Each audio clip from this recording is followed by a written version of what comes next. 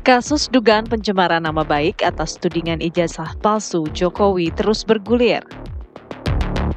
Usai Polda Metro Jaya menyita ijazah SMA dan S1 Presiden RI ke-7 tersebut, ijazah kemudian akan diperiksa di laboratorium forensik.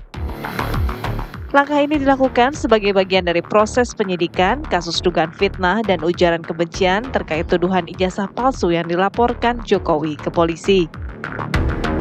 Sebelumnya, penyidik memeriksa Joko Widodo di Solo lantaran pertimbangan alasan kesehatan. Dalam pemeriksaan, penyidik mengajukan 45 pertanyaan. Kini publik menunggu Polri untuk segera bergerak cepat menyidik kasus ijazah Jokowi yang kian berlarut-larut. Tim TV One mengabarkan.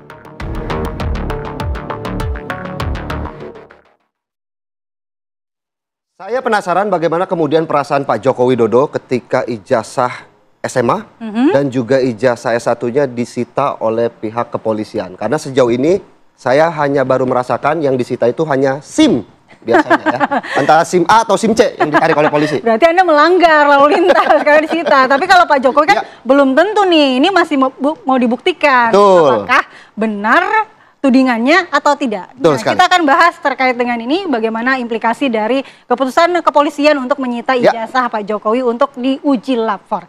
Sudah hadir di studio para narasumber kita, ada Bang Yakub Hasibuan, kuasa hukum Pak Jokowi. Selamat pagi. Pagi Bang Yakub. Yang tadi ada di samping Pak Jokowi ya, mendampingi beliau ketika diperiksa di Solo, begitu ya? Mirip ya, mirip aja kayaknya. Mirip. Oke, kemudian ada Bang Petrus Celestinus, kuasa hukum Roy Suryo CS. Selamat pagi, Bang Petrus.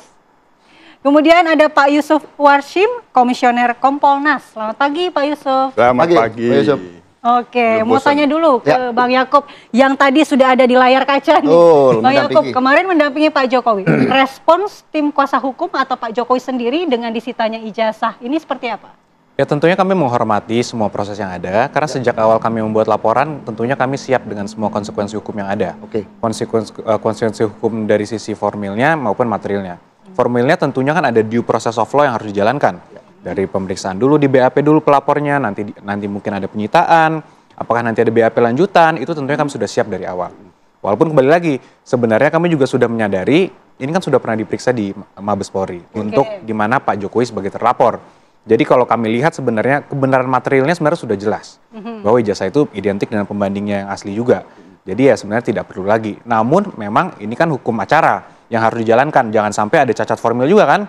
Jadi kami lihat memang keprofesionalitasan dari penyidik ini luar biasa dan kami memang apresiasi dan kami siap dari awal. Tapi kan ini bahasanya disita, Mas Yakub. Artinya apakah ini dari pihak Pak Jokowi ada permintaan-permintaan khusus ketika ijazah SMA dan juga ijazah S1-nya ini disita atau nantinya akan dikembalikan atau jangan dibuka begitu, misalnya begitu? Ya tentunya kami menghormati dan mengikuti semua proses yang ada.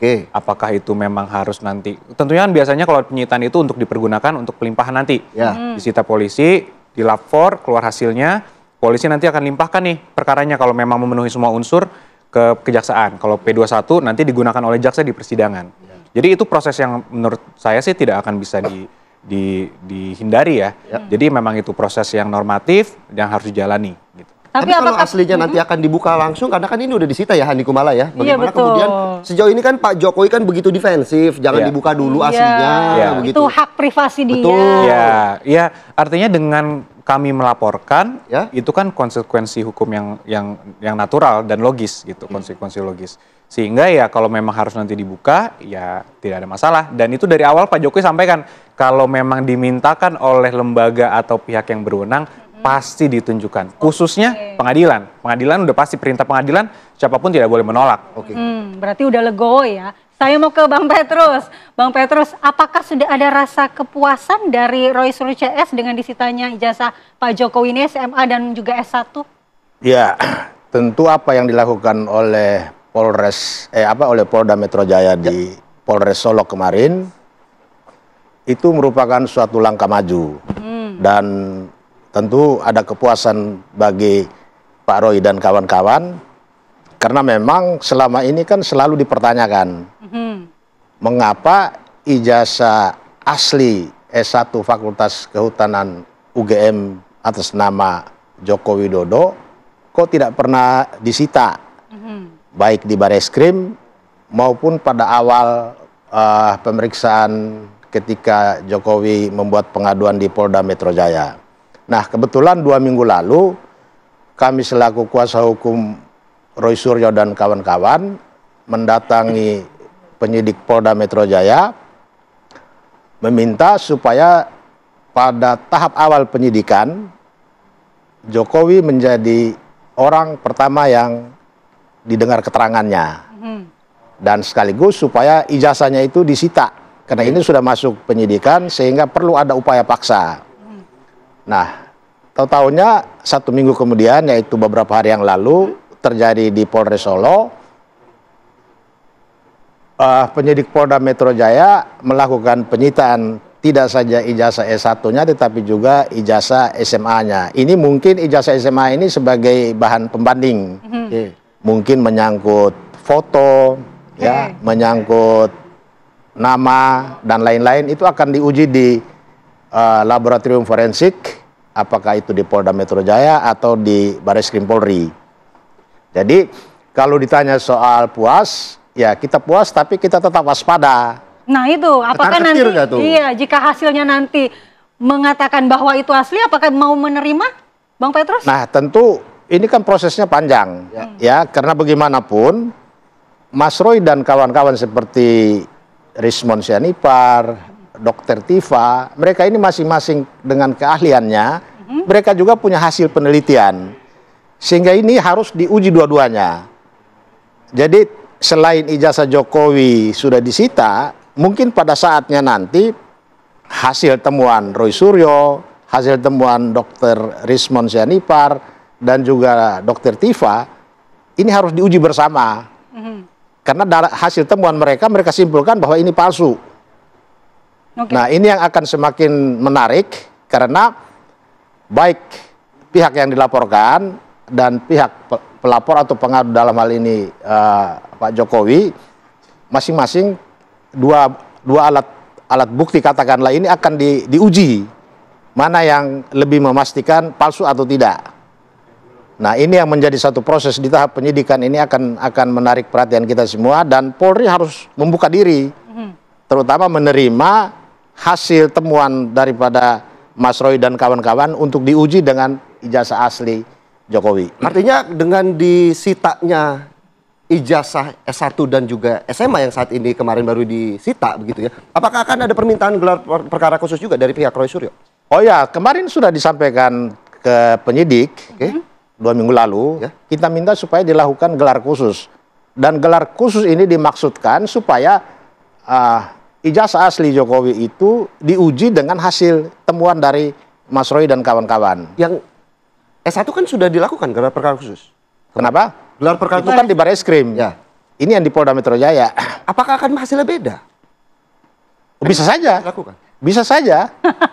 Bisa saja. Karena keyakinan dari Mas Roy dan kawan-kawan dengan temuan mereka bahwa apalagi belakangan ini kan banyak informasi yang masuk, banyak dokumen yang mereka sudah dapatkan, mereka akan membuktikan bahwa ada hal yang berbeda. Ada dokumen-dokumen yang juga asli tapi berbeda dengan asli yang ada di Jokowi. Oke, sebelum ke Pak Yusuf, saya mau minta tanggapan Bang Yakub. Setuju nggak kalau diadakan lagi gelar perkara khusus? Kan udah tadi di Bareskrim.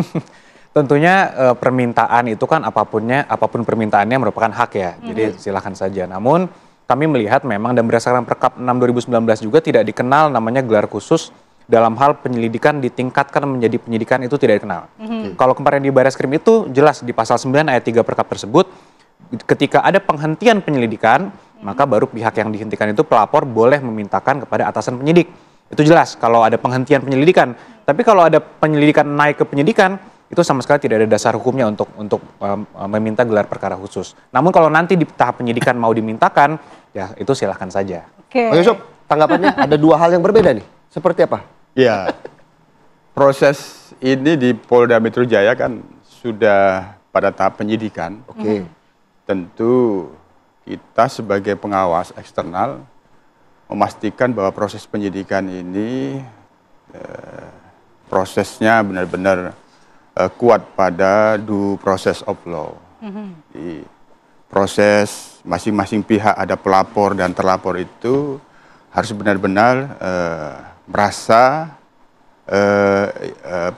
dua-duanya sama gitu. Oke. Kalau pelapor pasti menginginkan prosesnya lebih cepat gitu kan, segera mendapatkan kepastian hukum.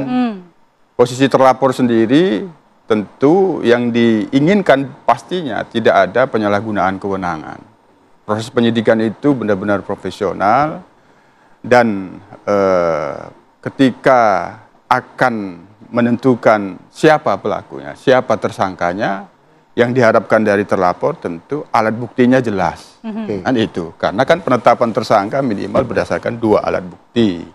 Kan itu. Nah, maka dalam hal ini proses penyidikan terhadap laporan Pak Jokowi ini di Polda Metro Jaya ini akan lebih lebih dinamis, berbeda kemarin di Bareskrim karena proses masih penyelidikan.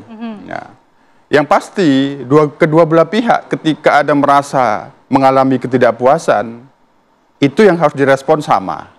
Kalaupun ada pengajuan permohonan gelar perkara khusus, masing-masing pihak ini punya hak, gitu. Masing-masing punya hak untuk memastikan bahwa prosesnya benar-benar.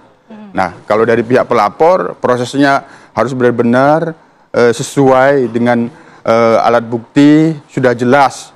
Mengapa lagi tidak segera ditetapkan tersangka? Kalau dari terlapor, ini alat buktinya belum jelas. Oleh karena itu, ini proses penyitaan kan bagian dari proses penyidikan. Nah, ini kita sudah apresiasi bahwa sesungguhnya langkah yang dilakukan oleh penyidik Polda Metro Jaya ini kembali dari nol dia.